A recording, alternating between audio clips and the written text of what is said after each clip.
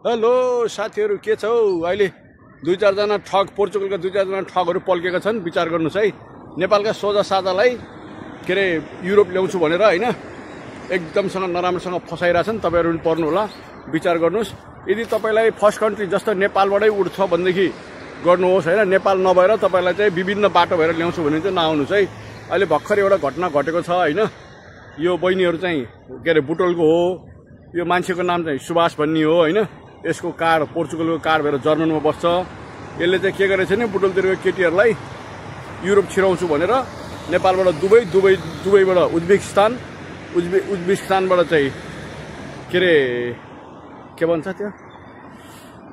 नाम पनि बिर्से त्यो देशको त्यहाँ लगेको उज्बेकिस्तानमा चाहिँ तपाईको चाहिँ के रे भिसा सिद्धेर उहाँ थुनेको छ उनीहरुलाई हैन अहिले थुनेर बल्ल बल्ल छुट्न चाहिँ उज्बेकिस्तानबाट चाहिँ अब यिनीहरुलाई सर्बिया ल्याउने भनेर राखेको छ यदि तपाईहरुलाई पनि त्यस्तो भन्छ भनेदेखि उ नगर्नुस् है नपत्याउनुस् यसरी थर्ड कन्ट्री भएको बाटोबाट आउने हो भने तपाईहरु फस्छ थर्ड कन्ट्रीबाट आउँदै नआउनुस् किनभने यो उज्बेकिस्तानबाट काजाखस्तान र उज्बेकिस्तानमा चाहिँ हाम्रोलाई भिसा सजिलै दिन्छ तर भिसा सिद्धिने बित्तिकै त्यहाँ समातेर थुन्छ है त्यहाँ चाहिँ एकदम गाह्रो छ अहिले ती बहिनीहरुलाई पनि त्यस्तै भछ मलाई उहाँको मान्छेहरुले चाहिँ फोन गर्नुभएको थियो मैले चाहिँ अब उमेर छँदै फेरि ज्यान छँदै अर्को उपाय गर्नुस् पैसा दिएको प्रमाण छ भने नेपाल जानुस् नेपालमा उजुरी गर्नुस् भने सिकाइदिन्छु मैले चाहिँ हैन अब त्यो फर्किँदा राम्रो हुन्छ त्यसरी त्यो विभिन्न देशको बाटो भएर आउने हो भने नआउनुस् है त्यसले चाहिँ तपाईहरुलाई एकदम ह्याम्पर गर्छ गाह्रो बनाउँछ त्यो भिसा अब अहिले त्यसरी पोर्चुगल आएर काम पनि छैन हैन त्यो विभिन्न चोर बाटोबाट आउनेको कागज पनि बन्दैन त्यसकारण नआउनु होला है त तपाईहरु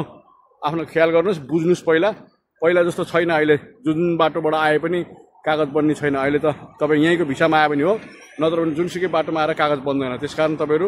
आउने मान्छेले पनि पहिला बुझेर मात्र आउनुस् है दलालले त पुरै अहिले चन्द्रमा पुर्याउँछन् तपाईहरुलाई त्यसकारण साथीहरु आउनुभन्दा अगाडि 10 चोटी बुझेर आउनुहोस् हैन अहिले ती चेलीहरु चाहिँ उहाँ उज्बेकिस्तानमा चाहिँ हुनुहुन्छ उहाँहरुलाई चाहिँ अहिले नेपाल लाने तर्खरमा छ तर दलाल भन्ने चाहिँ यहाँ पोर्चुगलमा बसेको छ पोर्चुगल र यहाँ जर्मनमा बस्छ पोर्चुगलको कार्ड भएको मान्छे जर्मनमा बस्छ जर्मनबाट गर्छ नाम चाहिँ सुभाष हो तपाईहरुलाई पनि पोर्चुगल बस्ने कसैले यसरी उज्बेकिस्तान भएर दुबई भएर उज्बेकिस्तान काजाखस्तान भएर ल्याउँछु भने पनि नआउनुस् है त्यो बाटो एकदम गलत डेन्जर बाटो हो त्यसकारण तपाईहरु आफ्नो ज्यान जोखिममा राखेर नआउनुस् त्यसरी आएर यहाँ भोलि आइपुग्यो भने पनि कागज बन्दैन पेपर बन्दैन है अब पहिला जस्तो छैन त्यसकारण समयमै जोगिनुहोस् कसैले चोर बाटो यसरी दुई तीनवटा देश घुमाएर ल्याउँछु भने नि त्यो भनेको जाक्किने बाटो मात्रै हो है त